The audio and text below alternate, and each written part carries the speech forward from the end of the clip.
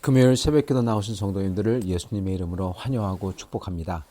오늘 하나님 말씀은 또 실수 그리고 은혜라는 제목으로 창세기 20장 1절부터 18절 말씀을 전하도록 하겠습니다.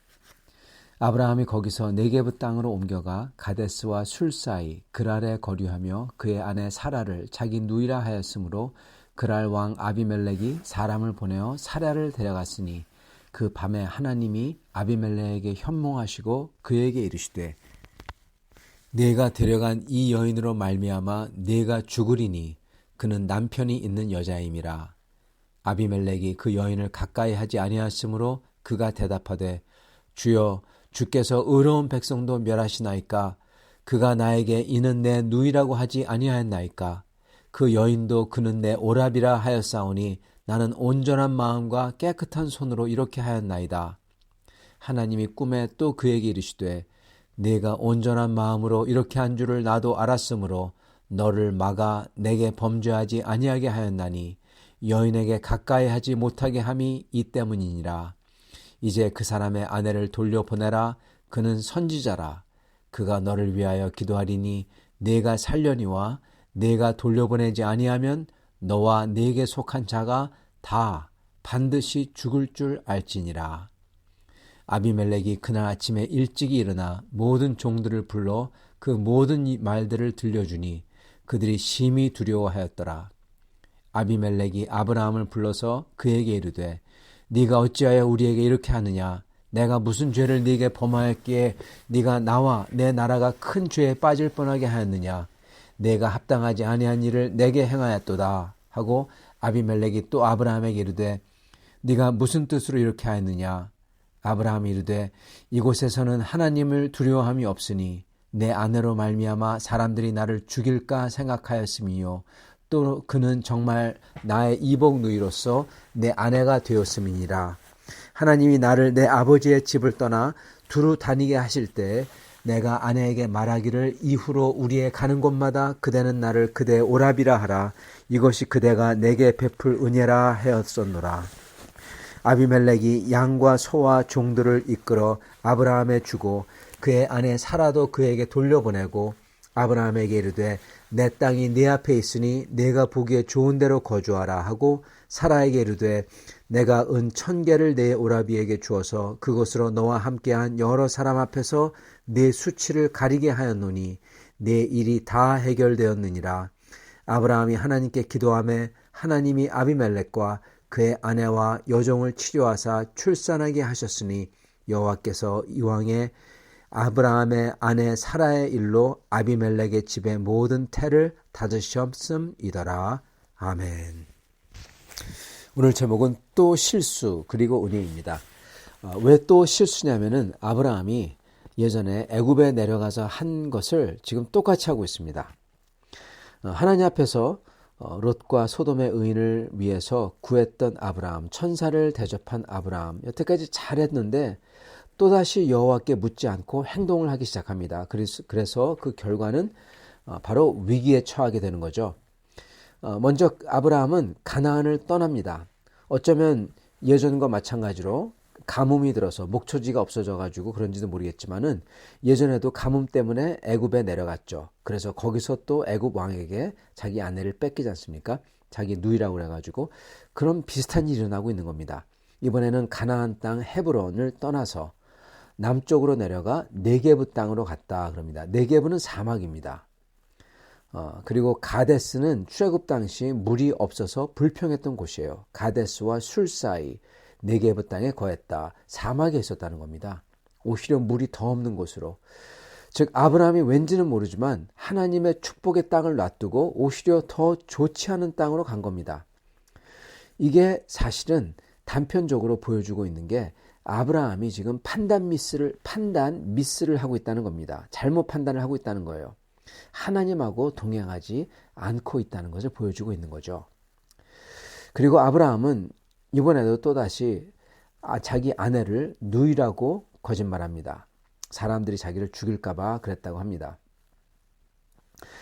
그래서 아비멜렉이 그 지역 왕 아비멜렉이 사라를 데려가고 그리고 그 밤에 하나님께서는 아비멜렉에게 꿈에 나타나셔서 사라를 가까이 하지 말라고 하십니다. 그리고 아주 무섭게 말씀하시죠. 다 죽는다고. 아비멜렉은 이거를 듣고는 일어나서 즉각적으로 순종을 합니다. 아침에 일찍 일어나서 자기 종들을 다 부르고 이 얘기를 해줍니다. 그리고 다 두려워한다고 합니다. 그리고 아브라함을 부르죠. 그래서 왜 그랬는지 그 이유를 듣습니다. 이걸 봤을 때 이 아비멜렉은요, 이방인인데도 불구하고 하나님을 두려워했던 사람입니다. 어떻게 보면은 굉장히 훌륭한 사람이죠. 그리고 사실은 요즘에도 이런 사람들이 계십니다. 그러니까 주님을 모르는 사람들 중에서도요, 하나님에 대한 경외심이 있는 사람들이 있어요. 심지어 크리스찬보다 더 경외심이 깊은 분들이 있어요. 크리스찬들이 하나님의 뜻과 말씀을 경시할 때가 있잖아요. 근데 오히려 안 믿는 사람들이 크리스찬으로 야, 성경에 그렇게 나오지 않냐고 오히려 걱정이 돼가지고 크리스찬들이 이 하나님 말씀을 안 지키니까 야, 성경은 이렇게 얘기하지 않냐고 그렇게 얘기하는 것을 보곤 합니다. 어떤 크리스찬들은 예배나 기도를 경시하면 오히려 안 믿는 사람이 야, 너 내일 주일인데 너 교회 가야 되지 않냐고, 예배 드려야 하지 않냐고 그러면서 아주 오히려 더 그분들이 더 진지하게 그렇게 예배를 여기는 것을 보곤 해요. 아비멜렉도 아마 그러한 분인 것 같습니다. 오히려 아브라함이 사람을 두려워해서 거짓말을 하지만은 그렇지만 아비멜렉은 오히려 아주 진실돼요. 그리고 아브라함이 이렇게 어떻게 보면은 그 아비멜렉에게 큰 피해를 끼친 거죠. 그가 이렇게 자기의 아내를 누이로 속임으로써 아비멜렉이 아주 오판을 하게 만든 거지 않습니까? 자, 이렇게 이 아브라함이 또다시 여기서 잘못을 하는 겁니다. 근데 이 모든 상황에서 아브라함이 잘한 점이 하나 있습니다. 그건 바로 이게 딱 걸렸을 때 죄를 솔직하게 고백하며 아비멜렉을 대했던 겁니다. 아브라함은 그 창피하고 괴로운 상황이잖아요. 그 상황에서 솔직하게 자기가 죽을까 무서워서 거짓말했다고 이렇게 죄를 고백하는 거예요. 이게 대단한 겁니다. 하나님은 이런 아브라함을 보호해 주세요. 그리고 주님의 은혜를 거둬가지 않는다는 겁니다. 사실은 하나님께서는요, 아브라함과 사라를 통해서 예수 그리스도가 오셔야 되잖아요. 그렇기 때문에 아브라함의 실수를 하지만은 아브라함이 거짓말하고 아브라함이 속여서 이렇게 큰 실수, 사라가 다른 사람에게 넘어갈 뻔한 그런 실수를 범하지만 그 실수가 치명적이지 않도록 하나님이 막아주는 겁니다. 간섭해 주는 거예요. 그래서 사라와 아브라함을 보호해 주시죠. 그러면서 아브라함이 만든 문제마저도 다 해결해 주시는 거예요. 완전히 깨끗하게 해결해 주십니다. 성도 여러분, 저희도 예수 그리스도 안에 있는 이상 주님을 따르면서 저희가 잘못을 저지를 때가 있어요. 실수하기도 합니다. 어떤 때는 고의적으로 잘못을 저지르기도 하죠. 그렇지만 저희가 오직 이거를 시인하고 고백하기만 하면 하나님께서는 저희를 보호해 주시고 저희가 만든 문제도 심지어 해결을 해 주신다는 것입니다, 여러분. 그리고 더 놀라운 게 있는데요. 그거는 바로 하나님께서는 그런 사람을, 그런 아브라함을 선지자로 부르셨다는 거예요.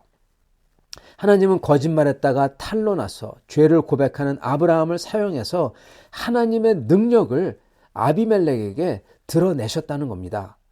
그리고 그 아브라함의 기도로서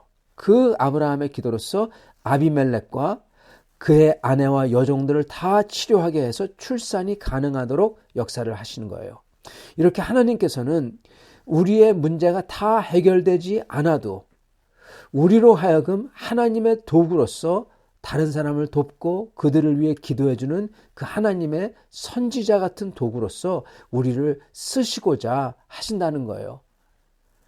오히려 어떻게 보면은 잘못함과 부족함이 있는 저희가 오직 진실되게 고백하고 고개를 숙이면서 그러면서 진실되게 겸허하게 다른 분들을 축복하고자 할 때 이걸 통해서 하나님께서는 하나님의 살아계심과 그리고 하나님의 거룩하심을 드러낸다는 겁니다.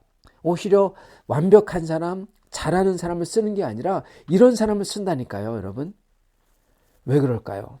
하나님께서 그거를 원하세요.